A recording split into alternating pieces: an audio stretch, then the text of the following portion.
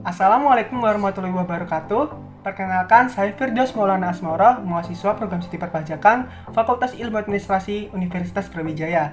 Pada video kali ini, saya berusaha menganalisis sebuah topik yang berjudul penguatan strategi pemasaran produk UMKM di masa pandemi COVID-19 dengan menggunakan media sosial untuk meningkatkan pertumbuhan ekonomi. Nah, daripada berlama-lama, yuk kita lanjut membahas. Berbicara mengenai strategi pemasaran, di kala pandemi, para pengusaha dituntut untuk lebih adaptif menciptakan strategi baru sehingga produknya dapat bertahan. Cara yang dilakukan pertama, memanfaatkan e-commerce, di mana para pengusaha bisa menjual produknya melalui platform e-commerce atau mendaftarkan produknya pada platform e-commerce seperti Shopee, Lazada, Bukalapak, dan lain sebagainya. Kedua, memanfaatkan digital marketing, di mana para pengusaha bisa mempromosikan produknya secara online melalui fitur WhatsApp, kemudian ada fitur Instagram, YouTube, dan lain sebagainya. Yang ketiga, peningkatan pelayanan dan mutu dari produk, sehingga terciptanya keloyalan dari masyarakat untuk tetap membeli produk-produk tersebut. Sekarang, kita mencoba menganalisis korelasi antara pemasaran produk UMKM secara online dengan pertumbuhan ekonomi. Korelasi yang pertama, penyerapan tenaga kerja dan perluasan lapangan kerja. Seperti yang kita ketahui, selama pandemi COVID ini banyak sekali terjadi PHK dan pengangguran di mana-mana, sehingga UMKM berperan untuk menarik banyak tenaga kerja. Berdasarkan data yang telah dikumpulkan bahwa UMKM itu telah menarik banyak tenaga kerja sejumlah 43 juta orang dan perluasan tenaga kerja di Indonesia mencapai 99%. Yang kedua yaitu peningkatan PDB ataupun produk domestik bruto.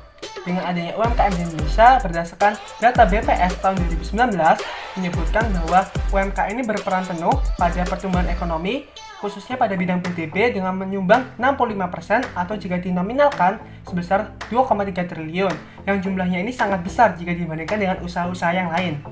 Yang ketiga, pemerataan perekonomian. Keberadaan UMKM yang telah tersebar luas di seluruh pelosok Indonesia dan kemahiran masyarakat Indonesia untuk memanfaatkan media sosial membuat masyarakat pedesaan tidak perlu untuk pergi ke kota untuk mendapatkan produk-produk UMKM. Sehingga dengan demikian akan terciptanya pemerataan perekonomian baik di desa maupun di kota. Yang keempat, pengentasan kemiskinan. Karena banyaknya pengangguran, otomatis akan mengakibatkan kemiskinan. Dengan masyarakat yang mahir dengan menggunakan media sosial dapat menjadi sarana untuk melakukan kegiatan usaha UMKM secara online dengan menggunakan media sosial, sehingga masyarakat akan tetap mendapatkan pekerjaan dan penghasilan yang otomatis kemiskinan di Indonesia akan berkurang. Yang kelima, menyumbang devisa negara. Mengapa dikatakan demikian? Karena dengan menggunakan media sosial, otomatis pangsa pasar dari UMKM akan semakin luas, mencakup pasar nasional dan pasar internasional. Devisa negara disumbangkan melalui kegiatan ekspor produk-produk UMKM atau wisatawan asing yang langsung membeli produk-produk UMKM, sehingga produk-produk tersebut akan menyumbang devisa negara. Yang keenam, menumbuhkan minat kewirausahaan dan ekonomi kreatif. Keberadaan UMKM ini dapat menumbuhkan minat kewirausahaan dan ekonomi kreatif di masyarakat luas walaupun hanya dengan menggunakan media sosial. Otomatis hal ini akan menstimuli adanya produktivitas masyarakat yang dimana produktivitas merupakan tolak ukur pertumbuhan ekonomi suatu negara. Nah, dari beberapa analisis yang telah saya paparkan, dapat ditarik kesimpulan bahwa keberadaan UMKM di Indonesia dengan pemasaran secara online sangatlah berpengaruh terhadap pertumbuhan ekonomi. Tetapi keberadaan UMKM juga harus didukung oleh masyarakat luas dan pemerintah. Kita sebagai masyarakat luas dapat membantu UMKM dengan membeli produknya, membantu memasarkan, dan lebih memilih menggunakan produk dalam negeri daripada luar negeri. Sedangkan pemerintah dapat membantu UMKM dengan memberikan dana bantuan sosial, insentif pajak, restrukturisasi dan relaksasi kredit UMKM, dan bantuan-bantuan yang lainnya, sehingga UMKM dapat tetap menumbuhkan pertumbuhan ekonomi di Indonesia.